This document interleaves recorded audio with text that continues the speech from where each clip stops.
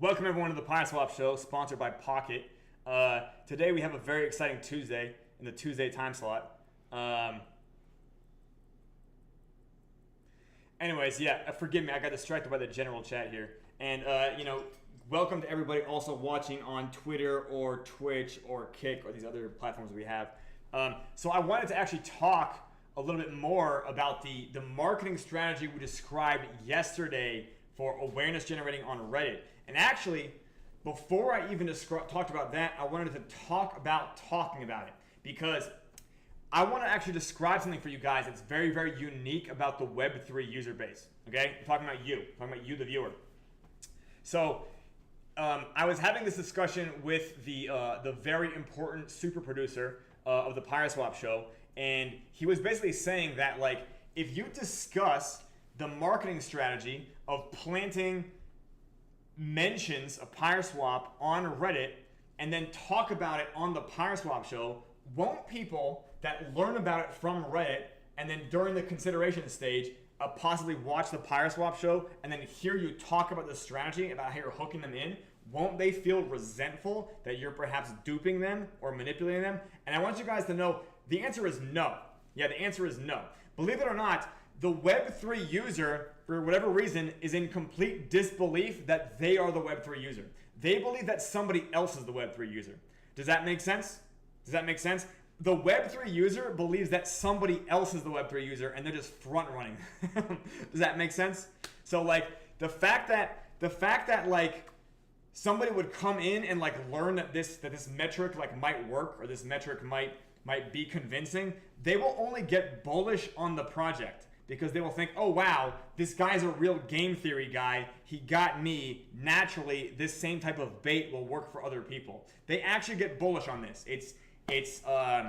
Yeah, I don't know whether it's like being sportsmanlike conduct or just in complete denial of like what's actually happening. But no, the Web3 user base, like, not only are they the user, but they are the investor. So they do like to kind of figure out like what's going on with the way this thing operates. Does that make sense? Like, we don't have to pretend that there isn't like a financial motivation to the actors involved in this, right? Like at least I think we might be the most honest project about this. But the fact of the matter is that for whatever reason, people don't really negatively react to like, oh, wait a minute, that's what hooked me? Like, they were just, yeah, exactly. They were just being, yo, Zero Kex, I'm really glad you wrote that. Zero Kex says, always driven by the thirst to front run. I'm going to explain why I have this written on the board here in just a second. So, believe it or not, I literally talked for several weeks when we were tapering inflation. I was going to say, hey guys, literally we're going to make deflation bigger than inflation until the chart starts upticking. And then when the chart starts upticking, everybody's going to feel better. And then I said directly, you guys are going to feel better too. And you guys, by the way, already feel better. If it's not clear, you guys feel great about the chart since September 4th or whatever, right? At least on the Pyre Phantom side. Naturally, the yellow and red chain are straggling the blue one, but I am fully confident that the same mechanics that are driving this little boring uptrend on the blue chain will also take place on the yellow and red chain. Does that make sense to everybody? Yeah, so again, red chain and yellow chain participants, don't feel bad. For whatever reason, it is due to the severe brand gravity of 2 ohm that we just are way more popular on the blue chain. Does everybody understand me?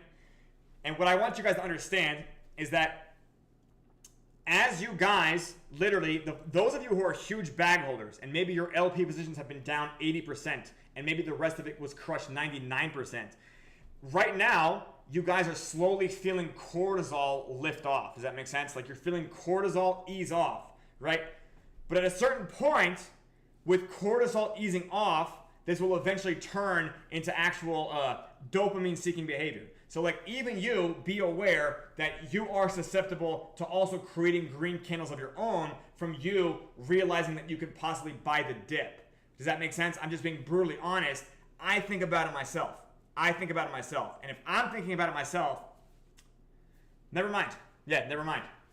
But the point being here, Zero Kex said, talking about the thirst to front run, and Zero Kex, I'm glad you brought that up, because that's deliberately in the design. Well, okay, I'm not financial advice, and But I want you guys to understand, even what's being said in the general chat of Discord right now, for those of you who don't understand our Reddit strategy, Redditors hate Twitter-style marketing. Does that make sense? They don't want to hear a DeFi project hawked like somebody at a fish market. Does that make sense? They don't want to hear like somebody standing on top of a crate, like shouting out a price, right? Like a newspaper boy in the Victorian era, right? Do you guys get what I'm saying? Like that is not what they want to hear. But rather, they want to hear about it from a different way. Does that make sense? So when you get Twitter marketing, does that make sense? Twitter marketing is from advocates. So it's advocacy to awareness. Does that make sense? It is written from the position of advocacy to the position of awareness. Do you guys understand? But the fact of the matter is, advocacy to awareness is not about serving people in the awareness stage. It's about serving people in the consideration stage. Does that make sense? So Twitter content is written from the position of advocacy for the purpose of awareness, but it's not actually written for awareness. It's written for consideration, for the purpose of consideration. Does that make sense? Speaker is advocate. Audience is the unaware, but it is for the people who are in the consideration stage. Now on Reddit, you're not in fact marketing.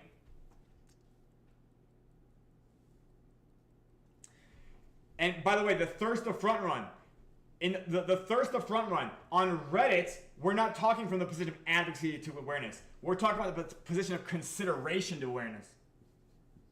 Does that make sense? So, believe it or not, I'm gonna just draw this around here and like that. Does that make sense? So when people on Reddit don't want to hear advocacy. They want to hear group consideration. They want to hear that consideration is becoming popular. Does that make sense? The Reddit user that we are trying to basically bait in, we are trying to get them to arrive at the conclusion that PYRESWAP consideration is taking place by other people on that subreddit. Does that make sense? Why? Because somebody who's at the consideration stage can be front run to the purchase. Do you guys understand? If people at the consideration stage, they can be front run to the purchase. I'm going to repeat that again. People who are in the consideration stage can be front run to the purchase.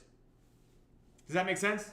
Like people who are becoming aware today, and they can front run those that were becoming aware yesterday if the ones that were aware yesterday are still in the consideration stage. If the person goes from awareness to purchase faster than someone else went aware to consideration to purchase, they can front run the people that are in the consideration stage. Do you guys understand what I'm saying? So when we do marketing on Reddit, we are only trying to get the user base of Reddit, the Redditors, to arrive at the conclusion that other people on that subreddit are in the consideration stage for PYRESWAP. We do not want any PYRESWAP advocates on these subreddits. We only want people in the consideration stage of PYRESWAP. Does that make sense? The consideration stage awareness. Right? Do you guys understand? It's actually more like consideration to consideration too. Yeah, like both these things. You only want this voice. Does that make sense? You want consideration to be spread, not advocacy to be spread, because they're going to be deaf to messages of advocacy. They're going to be blind to it. They're going to be numb to it. They're going to shut it out. Do you guys understand what I'm saying? So on Twitter, advocacy to awareness, but we're not actually. By the way, we might get like a few dozen new eyeballs every day, but that doesn't mean we even get a few dozen followers every day on Twitter. Does that make sense? The people who gain follows on Twitter are the people who are going to come from Reddit. Do you guys get what I'm saying? They're going to come to our Twitter and see, holy shit, they're doing a whole lot of advocating on their Twitter. Does that make sense? Duh, of course they are. The fact that we're advocating on our Twitter helps them with their consideration. Everybody follow me? Yes, Zerocax. Yes, because we want people to, like, the people who are in consideration, they're still on the fence. They're still on the fence. Does that make sense? So by the way, things like you would say, like, I like the project, but I hate the font, right? Do you guys remember back in the day, everybody just hated the font? Do you guys remember the font? We still use the font, right?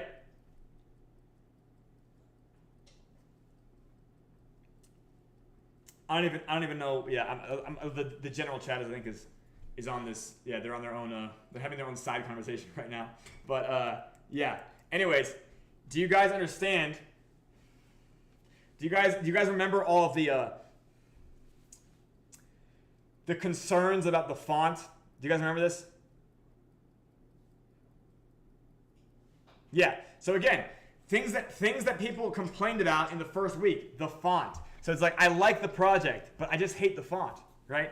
I like the project, but I hate that there's no medium, right? I wish there was a medium. Does that make sense? You always say something you don't like about the project, right? Yeah, Odin, exactly. Odin, yeah. Original Odin, as I'm going to call you from here on out. Yeah, Odin, remember? The project's great, but the font, who likes the font, right? And the fact of the matter is, though, people get over the font, and the fact of the matter is that anybody who's in the awareness stage, they might go to the website just to look at the font and see if they agree that they also dislike the font. But the fact of the matter is that helps them leave the awareness stage and then enter the consideration stage. Does that make sense? Do you guys get it? So people on Reddit, they don't want to hear from advocates. They want to hear from the people in consideration. Even though the people in consideration, we are in fact staging there for their awareness. Do you guys get it? By the way, this is game theory and 5 wins games. Do you guys understand? Do you know anybody else launching a Web3 project where they would give you the marketing funnel like this and describe it to you like this? Have you ever seen this, ever? Yeah, I don't think I've ever seen it. Yep. Yeah, ZeroKex. Yeah.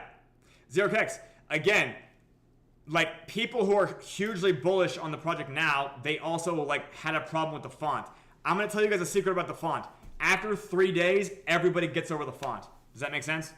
They complain about it for 3 days and then they just shut the fuck up. It happens every time. Yep.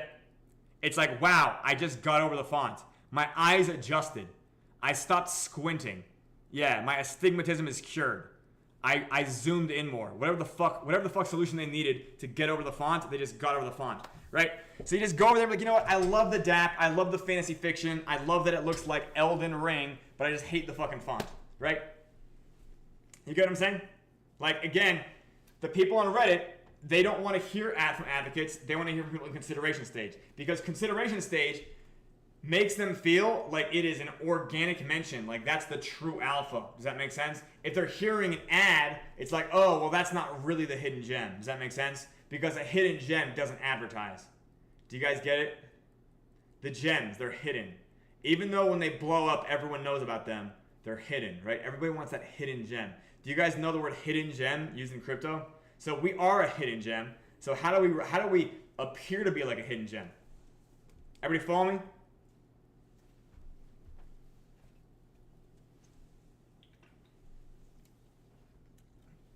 This is game theory. Do you guys understand?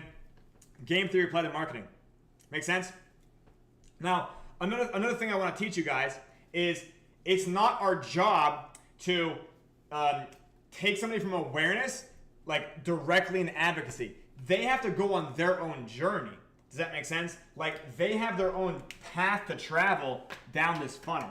So like some of them go here, right? Some of them stay here for a while. Some of them go back to awareness and stop considering because they got distracted somewhere else. Some of them go to purchase. Some of them sell later on, but they still stay considered. Like maybe when the charts change, I'll buy back in again. I bet you we have tons of people in that stage, right? How much do you guys want to bet there's tons of people who literally sold in the last month or two, but they're still like, but I think that project might work, right? Do you guys get it? Yeah. What's going to happen?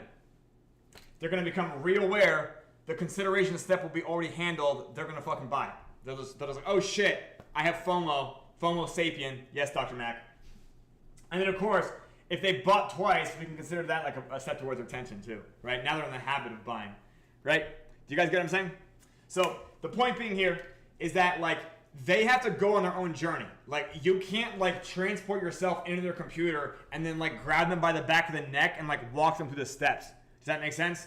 You have to literally like leave breadcrumbs out and then like get them to come down the step. Does that make sense? So like in order for them to go from awareness to consideration, they have to have like boxes of theirs checked. Does that make sense? So for a Redditor, like they're not going to want to hear crypto ads because if they wanted to hear crypto ads, they go to Twitter, right? They go to YouTube, right? They go to some place where it just gets blasted at you more like an advertisement, right?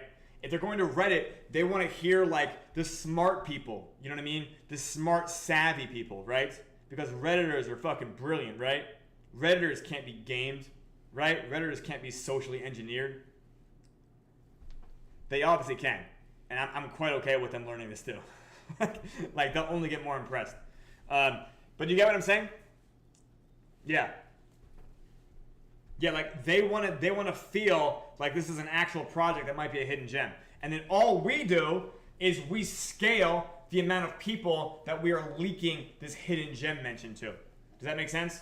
Like, we could get to the point. I know in the docs, or the thing that I haven't shown yet, I'll probably announce it tomorrow on all servers. In that strategy, we talked that, hey, we just want to get like 6 of these a week. But we could scale to having 6 posts a day where PYRESWAP gets casually mentioned as a consideration, right? A consideration mentioned, right? A possible, potential, a maybe project, right? And it's from it getting mentioned enough times as a maybe project and enough people agreeing it's a maybe project that enough people in the awareness stage will move to purchase. Everybody follow? Right? The average crypto user, believe it or not, is like above average in intelligence. But like compared to the GPSE, they look like livestock, right? Like, I mean, you guys get what I'm saying? Like maybe they, you know, they're like a little bit smarter, but like, oh my God, it feels like they're pretty dumb, right? I'm not trying to sound bearish, right? Like I do, like every single person I'm describing and like listening to me right now might have been that person a year ago, right? I might have been that person in 2017, 2018. Some of the stuff I was doing was dumb as shit. Actually,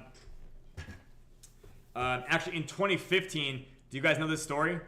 In 2015, me and my roommates were mining Bitcoin.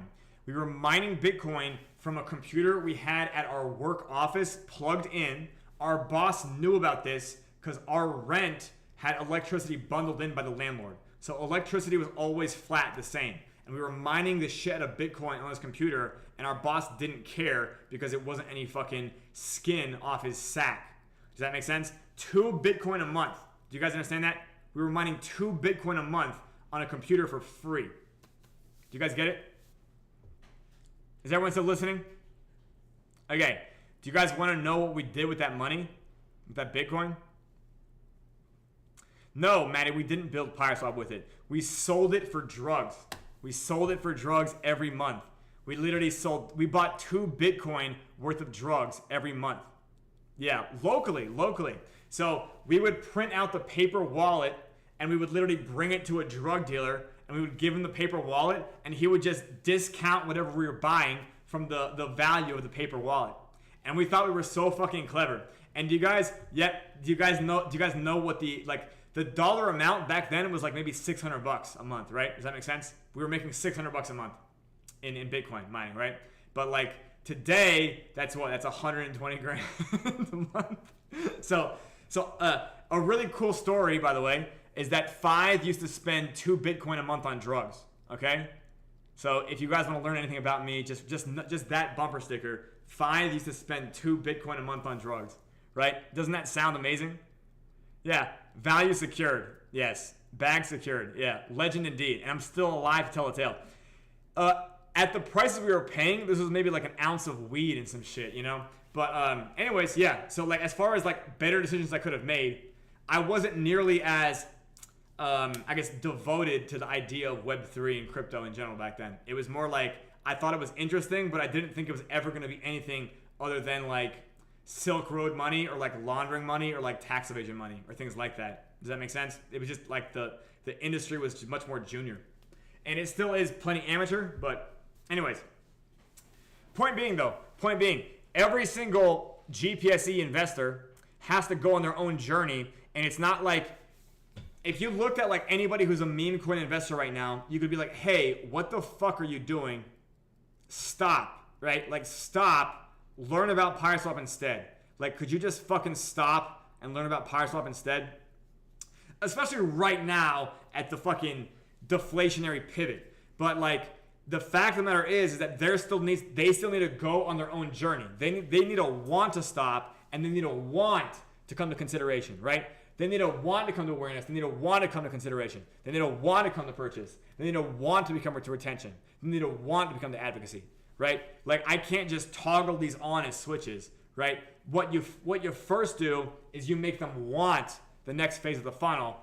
A certain amount are not going to want. Do you guys get what I'm saying? Like they're not going to want. Like there are people that have learned about PYRESWAP and they're still like can't see it, can't figure it out, can't understand it. Does that make sense? Like you're gonna have an attrition rate, right? But the fact of the matter is that it is the want of it that well, I guess you guys get it, right? What's that? Pyre Phantom? Yep. Pyre Phantom on the daily. Yep. So by the way, guys, as far as deflation goes, and we can move to deflation.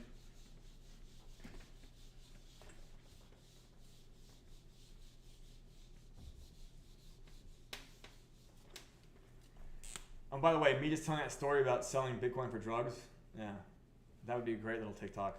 Sorry, I'm talking to producers. Okay.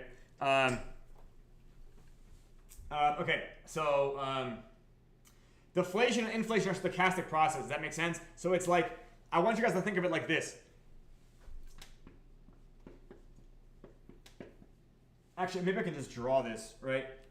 Let me see if I'm a good drawer. Drawer.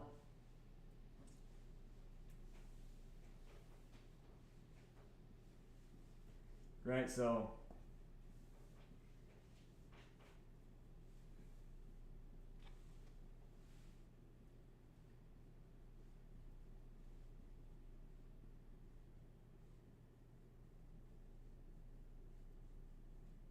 okay, do you guys see this?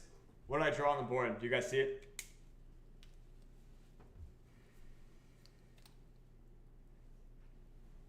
Phenomenal. Yes, dice, or a die if you want to be snob about it, okay? So, do you guys know that there's actually dice that have way more than 4 sides? Especially if you're like a Dungeons and Dragons type of guy? Yep. You guys get it? Okay, yes, Dungeons and Dragons dice. You get the fucking icosahedron 20-sided dice, right? So when we come to inflation and deflation, I want you guys to understand that these are like 2 dice that are getting rolled against each other. Does that make sense? Every day.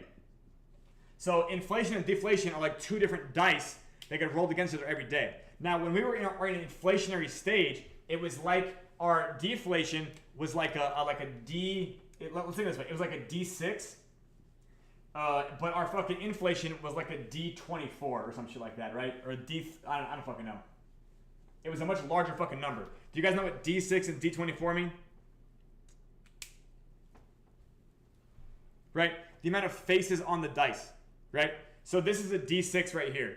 D24, I don't even know if that exists. I'll just write D20 because I know that's an actual real fucking plastic dice you can get. I think we have one in this house somewhere. But anyways, yeah.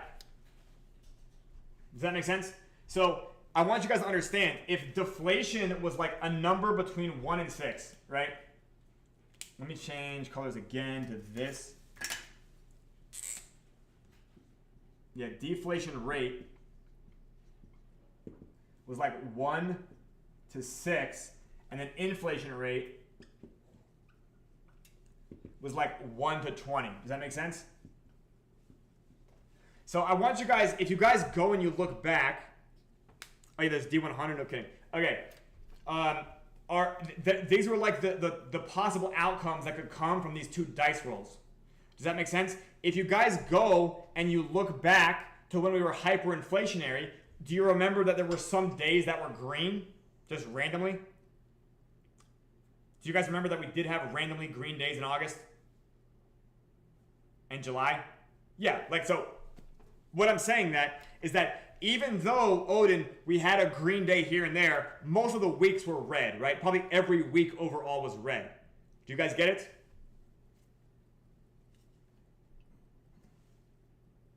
Do you guys know what I'm saying when I say green day and red week? Okay. Point being is that even though Doc is showing that we have 4 or 5 days or whatever, green days in a row, we could still, in theory, have a red day because all we've done is we made our inflation rate smaller than our deflation rate. Does that make sense? So now, instead of this being 1 to 6 and 1 to 20, this might be like a 1 to fucking 4 or some shit like that, right? Or 1 to fucking 3. I don't know. 3-sided dice. I don't know if that exists, but that's what I'm getting at here, right? So even though our deflation rate is now larger than our inflation rate, we could still get red days. But the fact of the matter is tomorrow is a new day to roll the dice. Do you guys get that?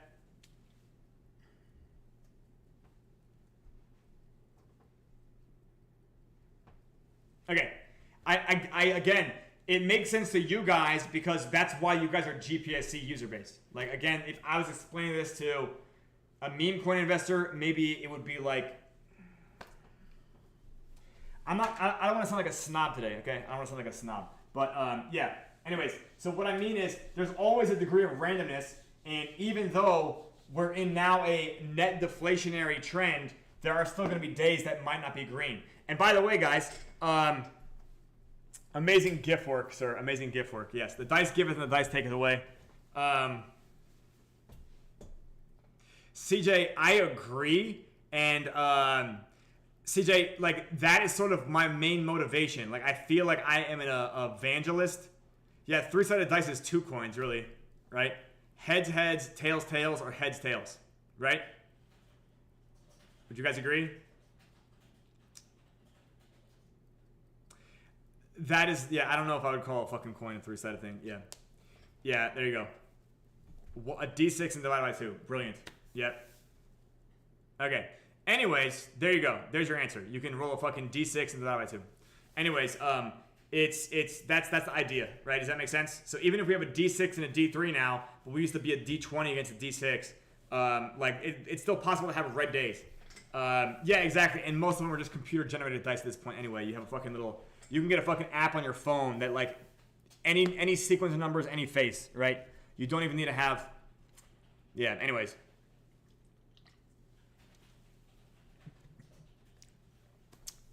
Yeah, and then of course there's casino rules about dice too. Don't even get me fucking started. But yeah, this is the Pyre Phantom against 2-ohm chart. We don't even look at this, but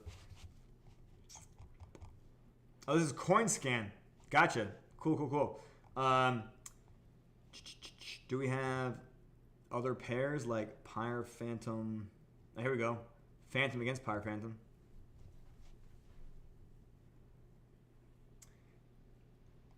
Oh, that looks way fucking cooler.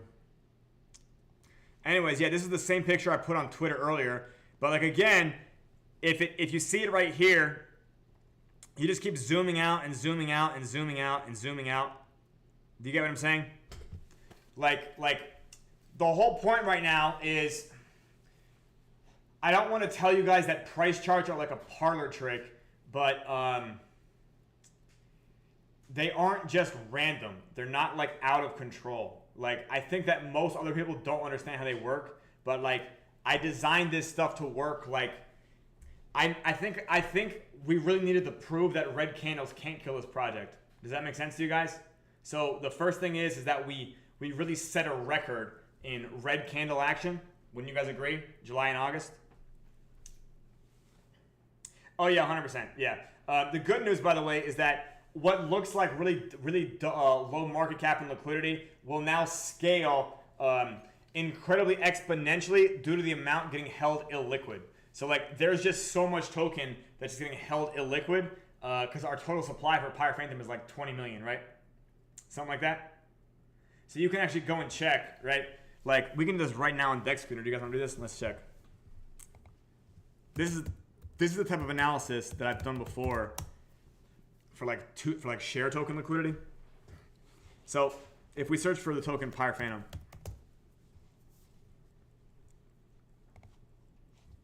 right? And if we search for Pyre Phantom, you can see here that we have the liquidity of 18,000, 4,000, 2,000, and over here we have 17,000. Does that make sense? Oh, and here we have 2,000, right? So we have these 5 pairs where it's in mostly. Does that make sense? Right? Maybe 6 pairs. Would you guys agree? It's in paired against Bitcoin, Ethereum, Phantom, and then 2-ohm, 3-ohm, and Z-ohm, right? Those 6 pairs.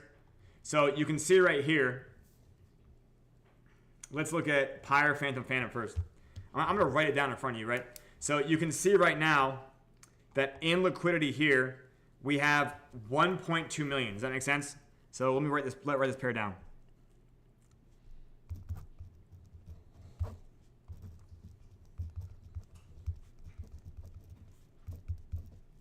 Okay. I'm going to go back, or I'm going to search for Pyre Phantom again. We're just going to look on our decks, and we're going to ignore all the pairs that are involved with like smaller ones. Let's look at 2 ohm now. And this one has how much? This one has 5 million.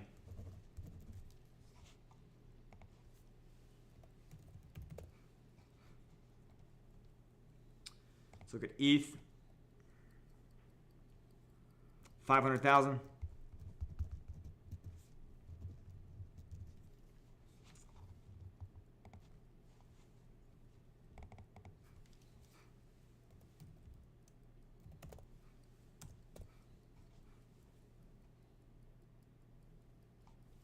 What am I looking again? Okay, yeah, sorry. 2 ohm, Phantom, ETH. Here goes Z ohm, 17,000. We got another 5 million here. Well, honestly, this is actually pretty close. I was expecting more of it to be a liquid, but oh well. Yeah, I guess we'll fucking find out soon.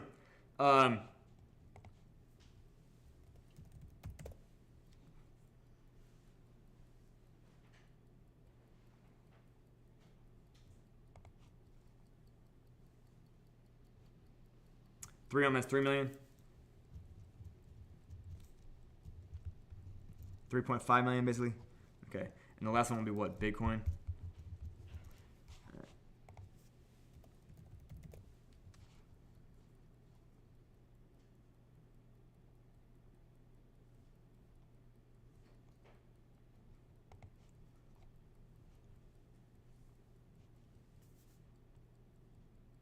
$600,000. Okay.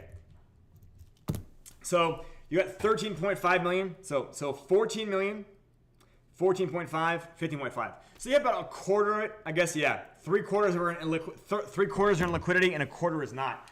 Well, I guess on the uptrend, I expect we will see some leave liquidity. Let's put it that way.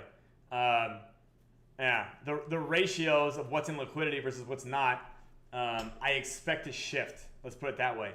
The scarcity GIF, like somebody else posted, we were looking at here, Bitcoin against Phantom, or against Pyre Phantom. This is an interesting chart. I guess we can just look at the regular one. Pyre Phantom against Phantom. Oh man, I just...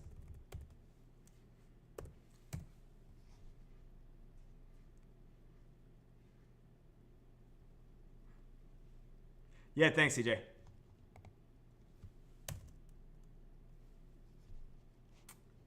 We'll get it, right? Okay.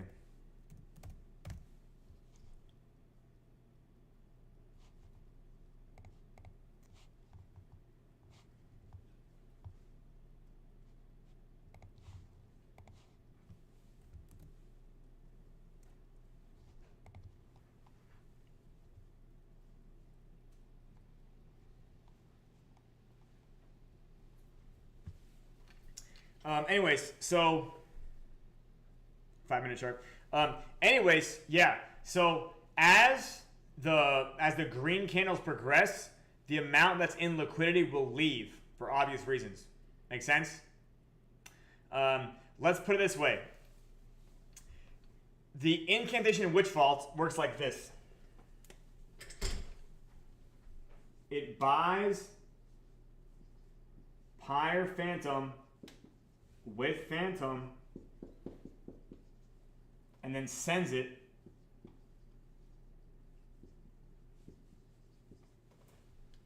make sense?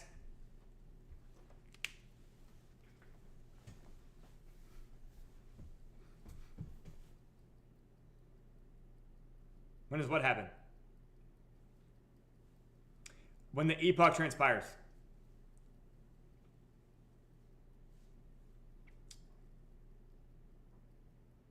Yep. Actually, it sends it to the meet address, right? Yeah, so it sends it to the meet address, but then the meet address sends it to the fucking IWV, right? Yeah, it sends to Q, right? And then again, that later, right? Next epoch to IWV.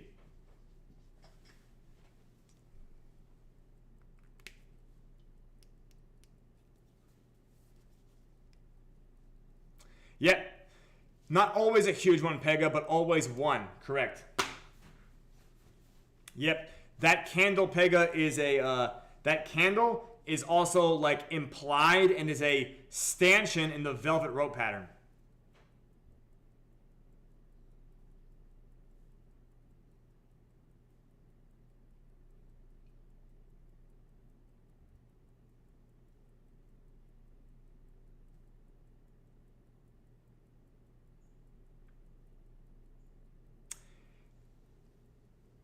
Yeah, and Wake, it has nothing to do about being the only player. It has to do with the arbitrage liquidity on Avalanche being able to drive enough fees to the IWV to make it worth it to play. So believe it or not, the gas costs on Avalanche end up throttling the amount of volume the Avalanche side gets. Does that make sense? And the Avalanche side getting less volume for the same amount of liquidity ends up creating less incants for the same amount of liquidity. And that, of course, it's interesting how much, when you think about Avalanche being an expensive chain, it's not unless you're only comparing it to fucking chains like Phantom, right? Like Avalanche is way cheaper than I think most of the chains in front of it. I mean, BNB is kind of cheap too, but Avalanche is pretty cheap compared to a lot of other chains, right? But the fact of the matter is, it's due to Avalanche having higher gas that arbitrage happens less. And then because arbitrage happens less, it's harder to also get incants on Avalanche because this small amount of gas money ends up being like multiple. The gas cost of transaction is leveraged multiple times on PYRESWAP.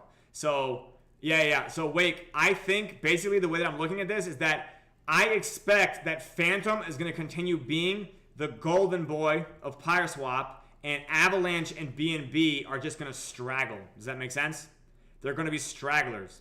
Technically, BNB is at least small. Like, I mean, Dibs is small. So even as a straggler, it's able to do more with less because the ones we have on Avalanche are actually pretty large.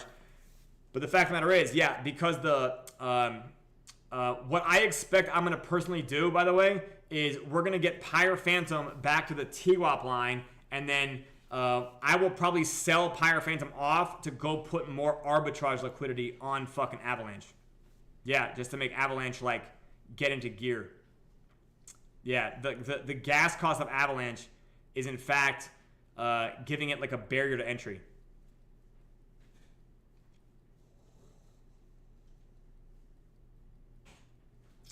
You shouldn't be getting IL in the top 3 pools. Those might just be like regular loss because Bitcoin's down. The top 3 pools should be very, very resistant to IL. That might just be loss. That's not yeah.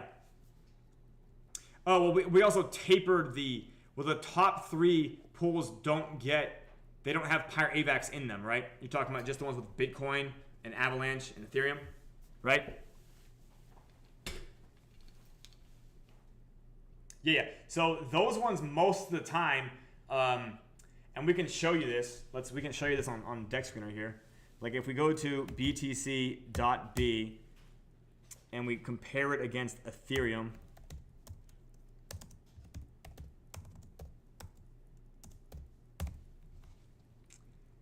Yeah. Okay. Here we have it here on PYRESWAP, right? And we got 5,000 liquidity. So if you go and you look. If you go and you measure it in ETH right here like this, right? And you zoom out, you can look at this pool right here, right? And this right here, let's look at it over like a 5-minute window. Yeah. That one would have IL changes right now. Does that make sense? But the top 3 ones, like literally I'm gonna show you here from like June. So at June, it was like 18.6 and now it's 24, right? So this right here is a total of 33% change in 90 days.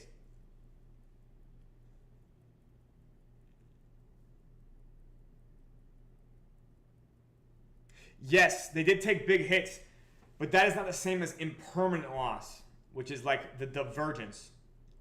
Does that make sense? So like they are taking bigger hits than you're getting in IL. And I just don't think anyone understands this. I'm just trying to teach what cross lambda coefficient means. Yeah. Well, Wake, again, the token should be fucking deflating now as well. Yeah. You didn't get shafted. You just didn't understand what I was doing. But again, most people didn't understand what I was doing. Yeah. Are you holding the tokens? Yeah, like we turned decay off. Like, are you holding it now? Yeah, okay. You'll probably be fine. Yeah, you're probably better than you realize.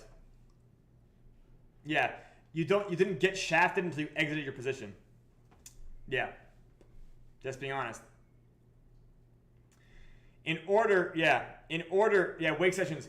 In order for PYRESWAP to actually lift Frozen Tomb and Snow Tomb, PYRESWAP has to be able to take a punch. Does that make sense? So every time Metatrage happens, it's like the Tomb Fort coins are punching PYRESWAP. Does that make sense?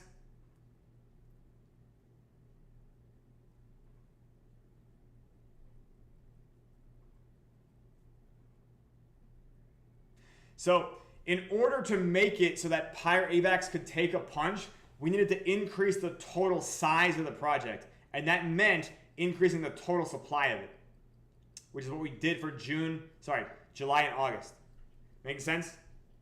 Because other than that, the method of decay, like climbing it up with decay, wasn't going to end up, let's put it this way. We can end up driving them up higher now with less people since we turned decay off. Before, what we were going to need was we were going to need new entrants buying the token. But now, even with a smaller user base, we can in fact, when the TWAPs climb higher and perhaps get to parity and liquidity deepens, when Metatrage happens, it'll be easier to buy and burn tokens like Frozen Tomb and Snow Tomb than it was before when you only had like $700 in liquidity. I know that liquidity on Avalanche doesn't seem like it's that deep, but it's only shallow in dollar value. Does that make sense?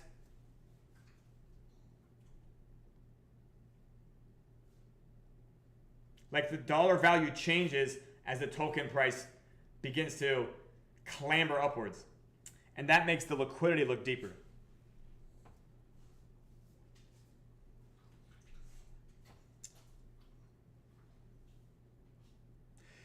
Wake sessions, that is an Avalanche problem right now.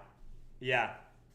That is just an Avalanche problem considering the gas. Yeah. Like on Phantom right now, and I don't want to keep saying that, I don't want to imply that I like Phantom better, but like, yeah. Like Phantom, yeah, I know. Wait, I want you to play as well. Phantom can support dozens of players every epoch. In fact, it has players doing experimental shit. They're playing on fucking teams now. Like Phantom has evolved into a whole other animal. And I agree. I also want Avalanche to work. Yes, Piggy, I agree. I also want Avalanche to work.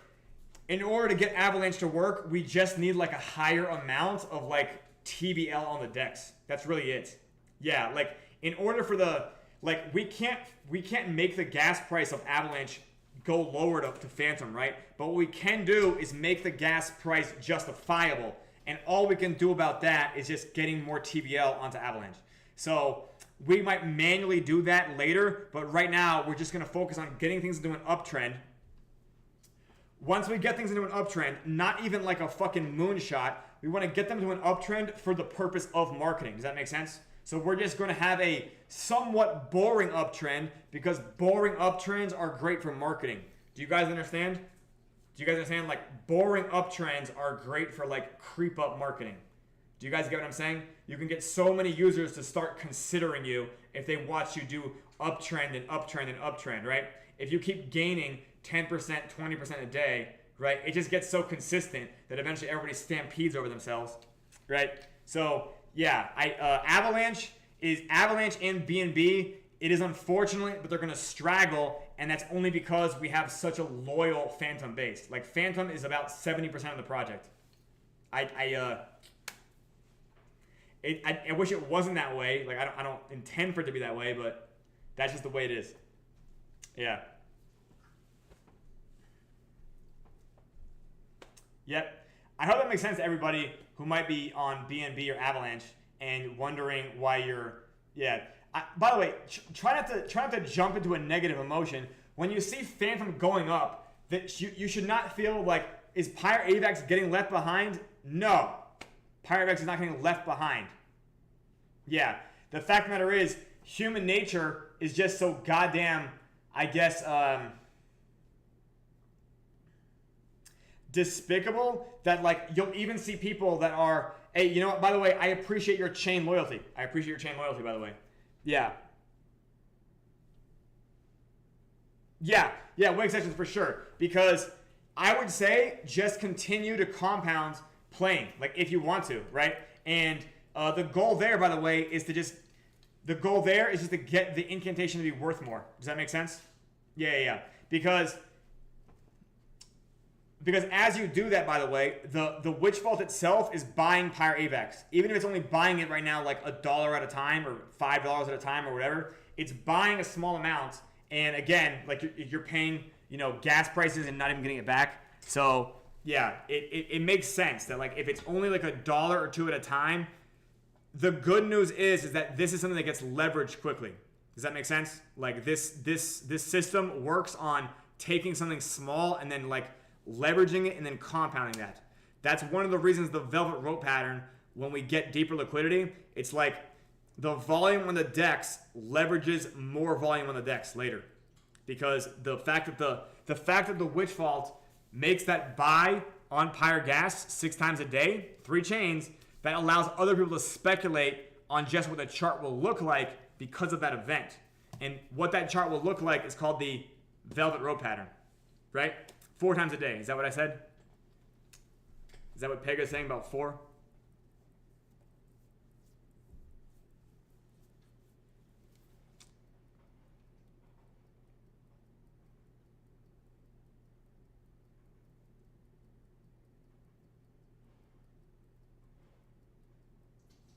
Okay.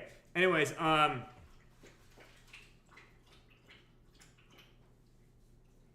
yep, the velvet rope pattern, for those of you who don't know. Do you guys want to see if we can see it? Yeah, let's look at PYRESWAP. I doubt we'll be able to see it on PYREWAP. Not trying to sound bearish, but let's see if we go down to Phantom here.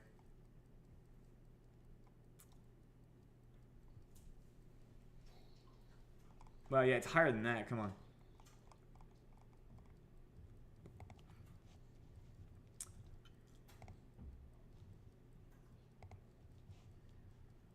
And if we go to, I guess we can look at the 5 minute, the 1 minute. And if we zoom in here, you'll see here that this was 1300 right here, right? Do you guys see this? Yes, like this is 100%. Yes. Yep. So right now, passive stakers, they are helping the token stay illiquid, and they are helping the token stay illiquid. Do you guys get it? Yeah. They're keeping the token staked, and they're keeping the token staked. Or should I say, they're keeping that token. They're holding the token from swapping, and they're also permanently holding it from swapping, right? Yeah. So by all means, you can smolder the shit out of them. That is a par for the course. So right here, there's 1300. Somebody, which is 1 p.m. This is the time the IWV fires here. This right here, possibly a small buy, right?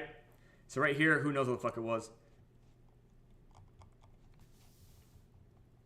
You have a small buy here, and then if you go back in time, see right here, this is like a warped one. I'm trying to find one that's a better better visual. Okay, here's 7 o'clock, and then let's see.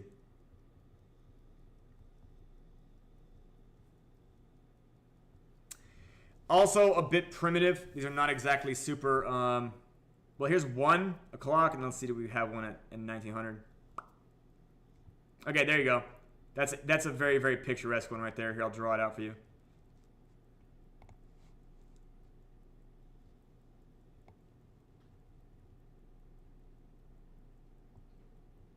You guys see it right there on my screen?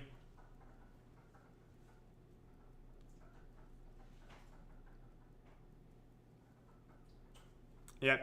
Anyways, these velvet ropes, as we call them, these velvet ropes will they have a higher definition with the player count going up, with the volume going up, and just activity on the coin going up.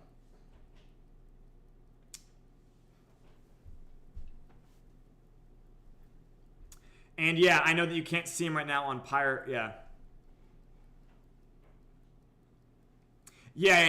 I'm only showing the velvet rope pattern, not necessarily like. If you were gonna look at the trend, yeah, you would probably not look at the 1 minute chart, like which is a bit fucking weird looking, right? Or whatever I'm doing here now.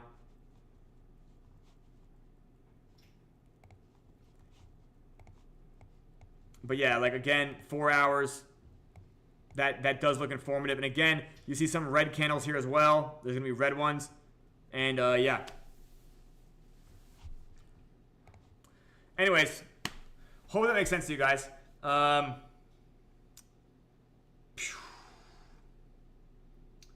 Yeah. So yeah, for whatever reason, because of do you guys understand why the Avalanche gas price caused there to be less volume on the DEX? Do you guys understand this?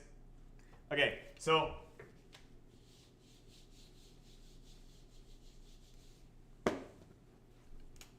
you got a DEX like Trader Joe, right? And Trader Joe will have liquidity like this, right?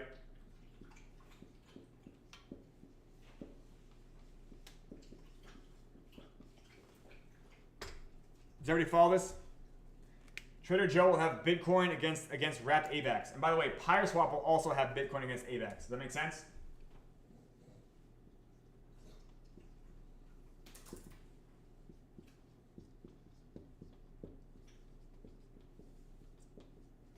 Okay, so if you guys like, what will happen is there'll be a certain ratio of Bitcoin to AVAX on PYRESWAP. Does that make sense? And basically what these bots will look at is they'll be like, hey, what is the price of Avalanche right now? Price check on Avalanche. I should pull this up myself. I think we do have that as a saved thing.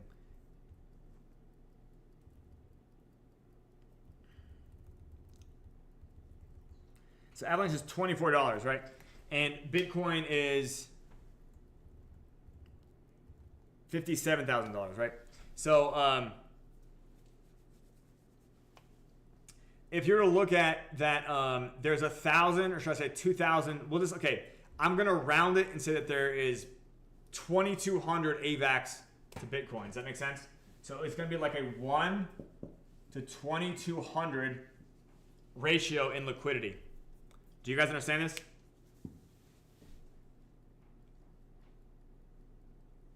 This is a rounding. We're estimating. Okay. So what happens is things will happen on Coinbase.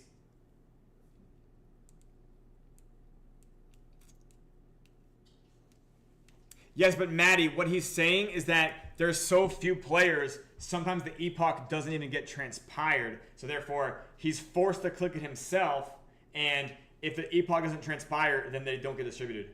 Yeah, they get hung up, right? BNB, way easier to fix. BNB is probably just in a... Yeah, I expect BNB will just, like, fix itself. But, yeah, Avalanche in general has a much larger problem here. Yeah, BNB does not have...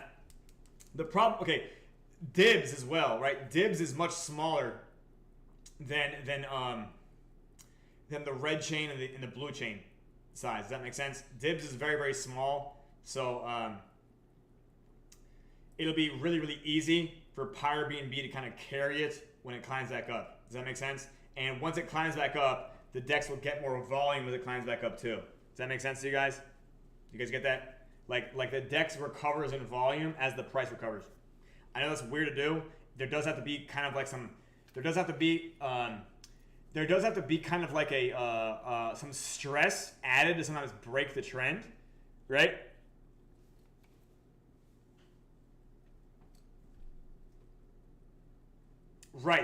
Right, yeah, exactly. Okay, so if there's a 1 to 2200 ratio on PYRESWAP and on Trader Joe, let's say that anything happens to the price of Avalanche related to the main team or related to something on Coinbase or whatever, and it drops to the point that let's say Avalanche becomes worth 1 to 2300.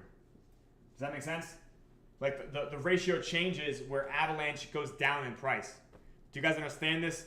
That if the number of Avalanche to Bitcoin goes up, Avalanche is worth less compared to 1 Bitcoin. Do you guys get that? Yeah, exactly. So the fact of the matter is that we keep pools like this on PYRESWAP because this is basically the system for how there's always new capital coming into PYRESWAP. Does that make sense? Even if it's just a trickle. Because the way PYRESWAP is set up is that most people who learn about this project will end up keeping their capital kind of like in a habit with PYRESWAP. Does that make sense? Like once you learn about PYRESWAP, it's meant to be like a home project. Do you get what I'm saying? Like there's going to be enough stuff happening on PYRESWAP that you don't really need to shop around too many other places. Do you get what I'm saying? Like that's the whole goal. Obviously, there will be stuff that won't be here, like Taro. We're not really going to fork Taro or anything like that, so you can always go look at another DApp. But what I'm going to say is it's meant to be that like once people kind of figure it out, they'll keep like a large fraction of tokens here just because they'll always have something to do with it next that makes sense to them. Does that make sense?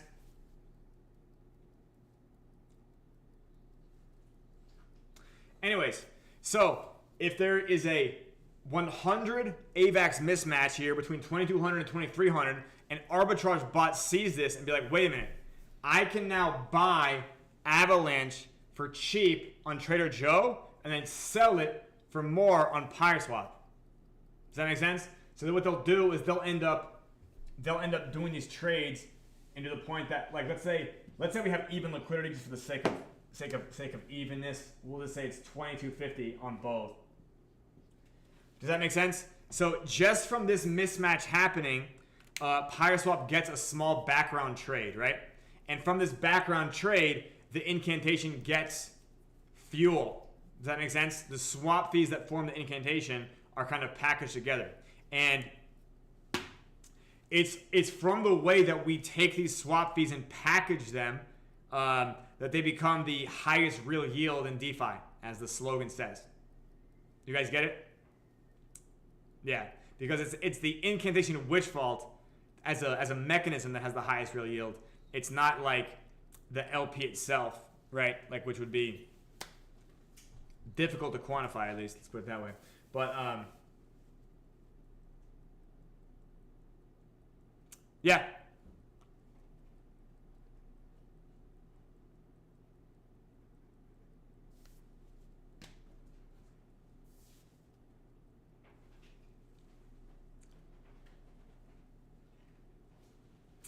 Anyways, okay, this is normally around the 1 hour mark. Do you guys have any questions?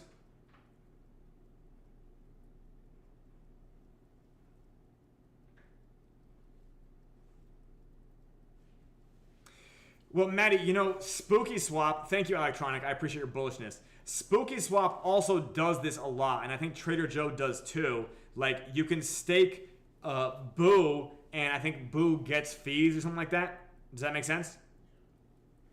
Yeah, but it's the fact that we do active staking. That's what's unique about it. Yeah. The XBoo, the Boo XBoo token. Yeah, exactly. Passive staking. Yeah, so they stake passively, and that's also why the yield is lower, though. Does that make sense? So, like, again, when we talk about a swap fee yield, we are talking about like a real yield, like a true yield. Does that make sense? But the fact of the matter is that our mechanism for collecting yield has a higher degree of risk, which therefore, through the power of the human brain, creates a higher reward. Does that make sense to you guys? It might not make sense. I think this is the part where lots of people's brains turn off. But do you guys understand that, like, Bitcoin, if it didn't have difficulty, the coin would be worth nothing?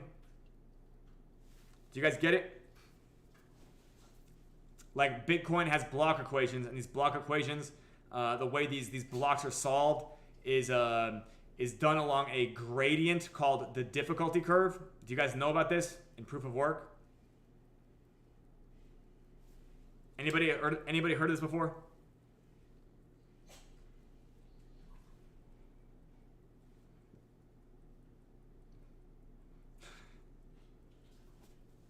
Thank you, PYRESWAP. Thank you. So the fact of the matter is, though, if that difficulty wasn't there, proof of work, right? So you have difficulty because it's not just the fact that the computer has to do more work. The human user has to agree that the work has been proven. Does that make sense? That work was done. Do you get what I'm saying?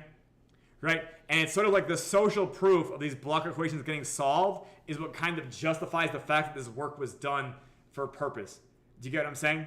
It's like if we all went to the beach to build a sandcastle together, does that make sense? If we all worked in the sandcastle, even though this does nothing, if we all work on it at the same time, it makes the sandcastle worth it. Something. Does that make sense?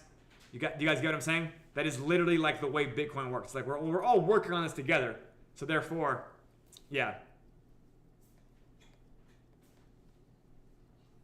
That is correct, electronic, which is the trade-off. Yes. So, so that is like you can avoid IL in, with Bitcoin AVAX, or you can in fact be susceptible to cross lambda coefficient by perhaps pairing with something that might face divergence. But again, you can always offset that with swap fees if you understand what you're talking about. But yeah, anyways, the point being is, if there wasn't difficulty to Bitcoin, there would not be any fucking value in it. Does that make sense? Because work had to get done. So the fact that there's a higher degree of risk in the incantation witch fault, this is what manifests the price, or should I say the yield, being higher. Does that make sense to you guys? Because everybody now understands there's more at risk to go take it. Does that make sense? There's more work involved. Yes, well done, ZeroKex, yes. But it's the same concept, but it's like, first of all, through the coven and the channelers, you're now actually having the consensus factor, right? You can actually now modify consensus. But through communication, right, you can actually take an active role of consensus. Now, he means proof of stake, but he's saying proof of active stake. And, like, that's funny. That's funny, but it's more so that, like, that's why it has value. And believe it or not, the proof of active staking is almost like proof of work and then staking. Does that make sense? Do you get what I'm saying? Proof of work required to stake. Do you get what I'm saying? Like, you had to be there at a certain time, right? It's really more like proof of punctuality, right? You showed up on time, you got in, you got out, you clocked in. Proof of punctuality, guys. Yep, it's proof of punching the clock. Yep. Proof of attendance. Proof of attendance, you guys. Yeah. Did you miss it? Did you make it? I'm glad that, yeah. Anyways, we're not going to use these buzzwords. Yeah, we're not going to use these. We're not going to go around saying, hey, guys, welcome to the first proof of work and then stay to have. Thank you, Electronic, for really putting that together for us. If you want to make that your meme phrase, by all means. Yeah, is Trigger happy on the call? By all means. This is the type of stuff that I'm sure Twitter would absolutely love. I'm kidding. Maybe it would. Who knows? And thank you for the Twitter stuff happening here. And shout out to everyone on Twitter watching. Again, like if there isn't like a justifiable level of exposure that the other humans see, they don't like come to the conclusion that that's something valid. Do you get what I'm saying? So again, this is also why we need to cross Dunbar's number. Do you guys get what I'm saying? Because on Phantom, it's really easy to see that other people are playing, so you can kind of like smoothly start playing as well. So on Avalanche, you have the problem with the gas fee, which then later on creates this bottleneck around people playing. So therefore, everyone's like, "What am I supposed to be doing this? Because I don't see other people doing this." Do you get what I'm saying? Yeah, proof of organized punctuality. Yep. Yeah, proof of timeliness. But yeah, again, that's also just like, we can end up getting the user base. And by the way,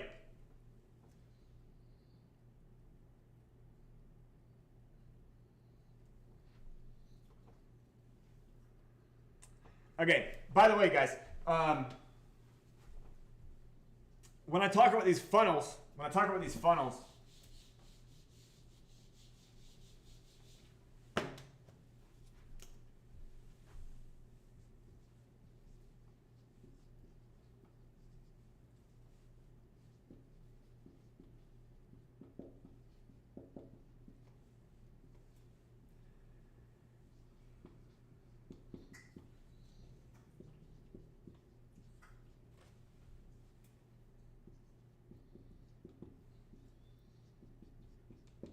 right?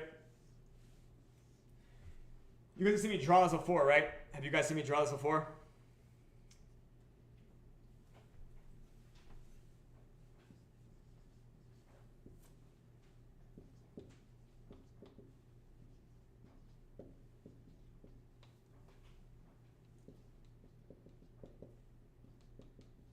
I'm abbreviating, but this is again awareness, consideration, purchase, retention, and advocacy.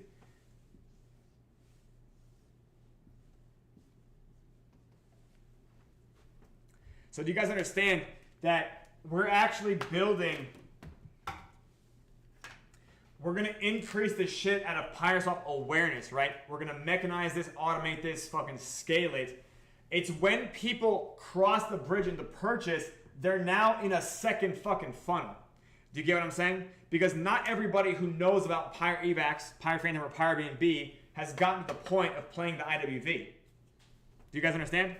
So, first of all, now that we have the Coven and the Channelers established, that does help with the consideration of it. Does that make sense? Right? Like you have people that are actually there to help you make a decision on it. Do you guys get what I'm saying? Everybody understand me here? So, in order to, here's what I do know, right? I can't make this bigger until I make this bigger. Does that make sense? If I make this bigger, eventually I'm pushing stuff down this funnel, which will get stuff pushing down this funnel. Do you guys get it? So we now have, at least on the PYRESWAP side, everything in place here, right? We now have more things in place on the IWV side as well. But all that we can do in the meanwhile now is the final component that we're going to start spinning up now is getting awareness generation for PYRESWAP, okay? We're going to leverage small things to make big effects, okay? Now that we can raise awareness for this, every single step of the way is going to kind of happen automatically. We're going to have like clear paths to conversion. Do you guys understand? Not just clear paths to conversion, but clear paths to advocacy and retention as well. Yes?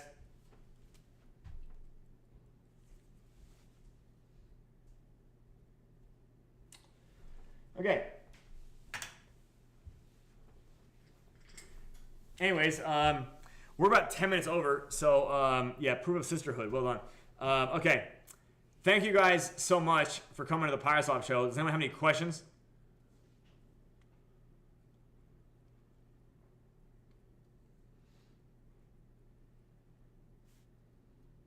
All right, Odin, I appreciate you answering that. Have a great rest of your day. See you tomorrow. Thanks, everybody.